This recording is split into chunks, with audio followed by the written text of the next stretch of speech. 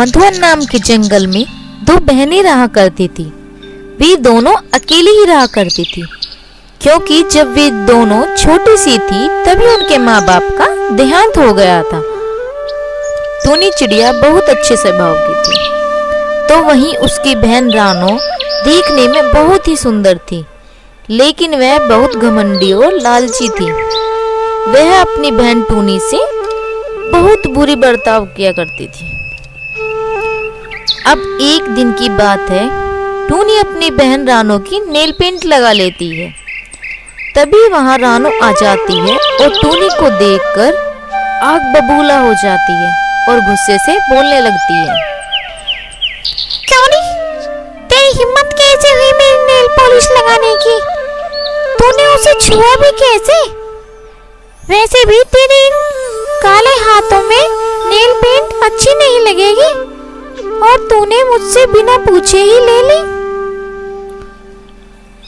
रानो, तुम तो मेरी सगी बहन हो, फिर तुम मेरे साथ ऐसा बर्ताव क्यों करती हो? और तेरी जैसी गवान मेरी बहन नहीं हो सकती, और मैं इतनी सुंदर हूँ, और तू अपनी शक्ल तो देख जरा, कैसी है तीन शक्ल, समझी?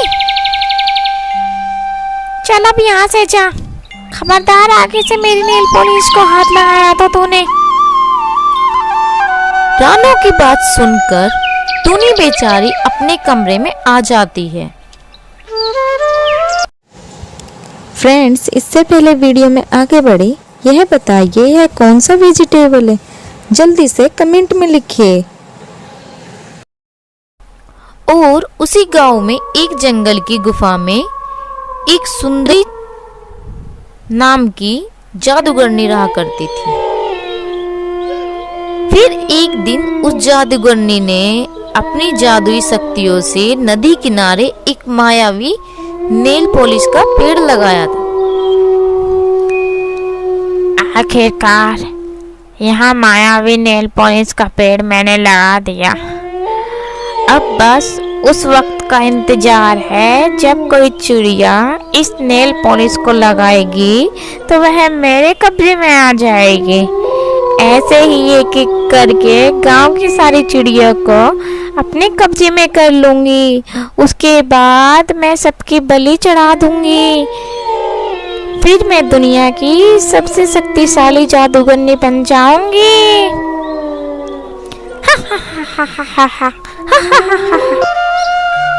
फिर एक दिन रानो अपनी सहेलियों के साथ घूम ही रही थी। तभी उनकी नजर नदी किनारे उस जादुई मायावी नेल पॉलिश के पेड़ पर पड़ जाती है। पेड़ पर रंग बिरंगी नेल पॉलिश को देखकर रानो अपनी दोस्तों से बोलती है। अरे जूली, जरा देखो तो सही, कितना सुंदर नेल पॉलिश का पेड़ है। मैंने तो आज तक ऐसा पेड़ देखा ही नहीं था। इस पे तो बहुत सुंदर सुंदर नेल पॉलिश लगी है। चलो जूली, इस पेड़ पर से हम नेल पॉलिश लेते हैं। इस नेल पॉलिश को लगाकर हम तो और भी सुंदर हो जाएंगे। देखना तो जूली। हाँ हाँ रानो, सही कहा तूने, मगर ये पेड़ यहाँ आया कैसे? पहले तो कभी नहीं देखा इस पेड़ को यहाँ पर हमने। अरे छोड़ ना तू, और चल अब लगाते हैं नेल पॉलिश। फिर ऐसा मौका मिले या ना मिले, चल अब जल्दी। फिर वे दोनों आगे बढ़कर उस नेल पॉलिश को तोड़ लेती हैं और घर जाकर जैसे ही वे दोनों नेल पॉलिश लगाती है तभी वे दोनों गायब हो जाती है और उस जादूगरनी के पास उसकी गुफा में पहुंच जाती है। वह दोनों अपने आप को गुफा में देखकर घबरा जाती है और जबी रानो बोलती है। अरे जूली, ये हम कहाँ आ गए?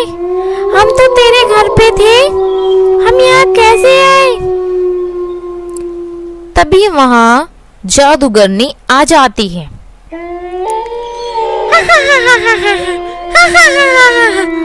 वाह वाह, कितनी सुंदर चिड़िया फंसी है। तुम दोनों का स्वागत है मेरी गुफा में। हा हा।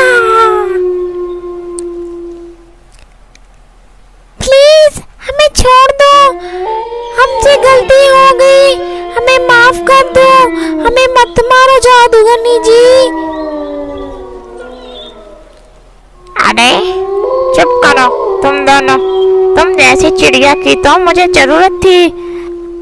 अभी तो शुरुआत है, अभी तो मुझे 98 चिड़िया और चाहिए। जब पूरी होंगी मेरी 100, फिर मैं सबकी बलि देकर इस दुनिया की सबसे शक्तिशाली जादूगरनी बन जाऊंगी। और उधर काफी टाइम बीत जाता है। टूनी चिंता में पड़ जाती है कि उसकी बहन कहाँ है। फिर वह रानो को ढूंढने के लिए घर से निकल जाती है और इधर उधर ढूंढने लगती है। और वह रानो की सहेलियों के घर भी ढूंढने जाती है। उसे रानो वहां भी नहीं मिलती।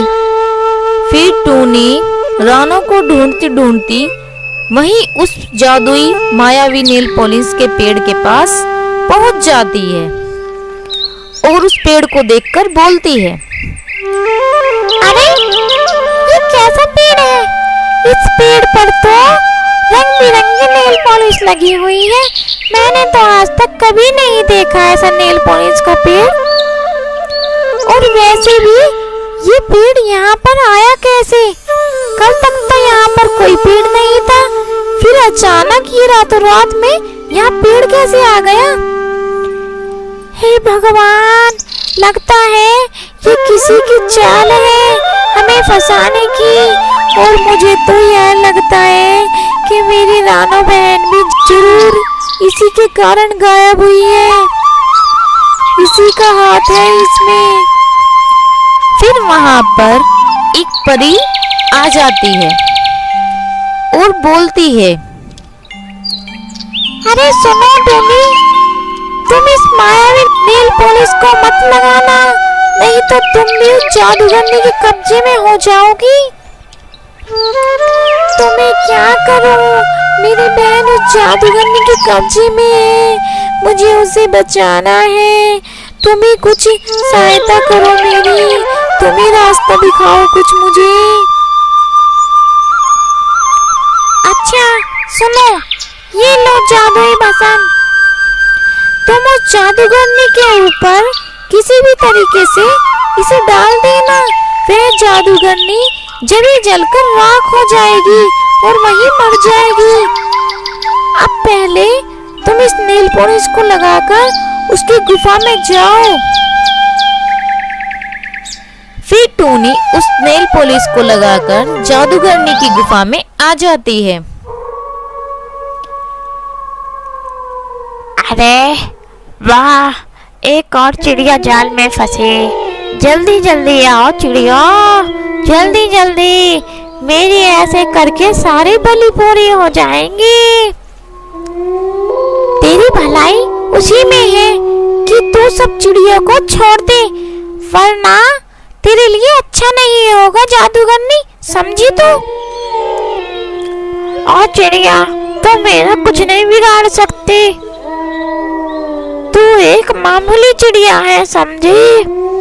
मेरे पास जादुई शक्तियां हैं और तेरे पास कुछ नहीं है, समझी?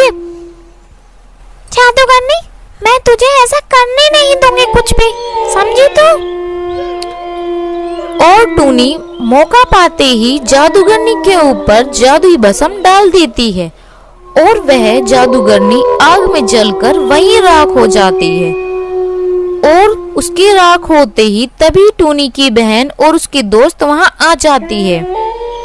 फिर वह तीनों अपने घर आ जाती हैं और तभी टूनी की बहन रानो बोलती है, टूनी मेरी बहन, मुझे माफ कर दो। आज तू नहीं होती तो मेरी जान कैसे बचती? तूने मेरी जान बचाई है और मैं तुझसे कैसे बर्ताव करती थी। बहन मुझे माफ कर दो, आज के बाद मैं ऐसा कुछ नहीं करूंगी, हम दोनों मिलकर रहेंगे। और फिर वे दोनों मिलकर रहने लगती हैं अपने घर में। दोस्तों, आपको यह वीडियो अच्छी लगी हो तो प्लीज इस वीडियो को लाइक करना, शेयर करना और इस चैनल प्रिया कार्टून क्लासेस को सब्सक्राइब करना। मिलते हैं नई वीडियो में नई कहानी के साथ। तब तक के लिए धन्यवाद।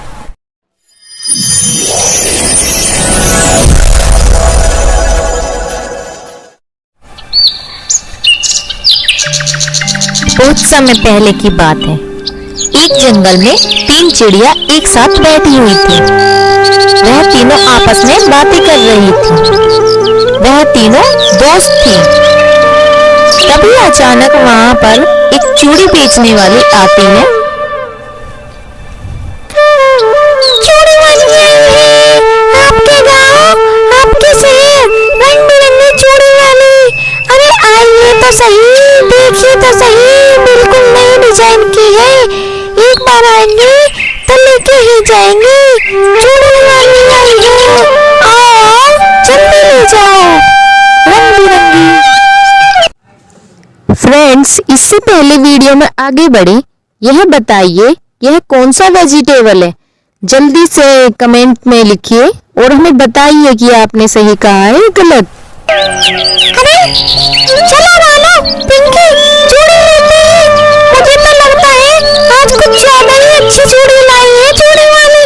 चलो जल्दी देखते हैं, वैसे भी सावन आने वाला है। फिर वे तीनों चूड़ी वाली के पास आती हैं, लेकिन बेचारी रानो के पास पैसे नहीं थे, तो वह उस कारण उदास थी।